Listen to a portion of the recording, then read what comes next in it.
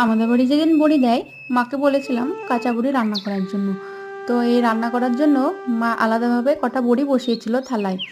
চলো তাহলে কাঁচা বড়ি রান্না করাটা তোমাদের সঙ্গে শেয়ার করি। তো মা এখানে ফার্স্টেই কড়াই সর্ষের তেল দিয়ে এই কাঁচা বড়িগুলো তুলে খুব ভালোভাবে ভেজে নিয়েছিল। আর আমরা সবাই জানি শীতকালে বড়ি রান্না করা মানে সবজি দিয়েই হবে। তো এই কাঁচা বড়িটা আলু বেগুন দিয়ে রান্না হবে।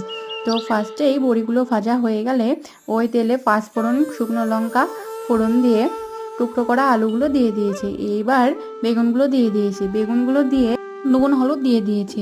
এটা দেওয়া হয়ে গেলে সবজিগুলো ভাজা ভাজা হয়ে গেলে সর্ষে আর লঙ্কা বাটা দিয়ে জল দিয়ে দিয়েছে। এবার এটা ফুটে গেলে এর মধ্যে ভেজে রাখা বড়িগুলো দিয়ে দিয়েছে।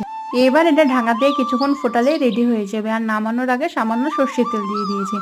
শীতকালে তোমাদের বড়ি রান্না কেমন লাগে অবশ্যই জানাবে, আর রেসিপিটি কেমন লাগলো অবশ্যই জানাবে। ভালো লাগলে লাইক শেয়ার কমেন্ট সাবস্ক্রাইব করবে।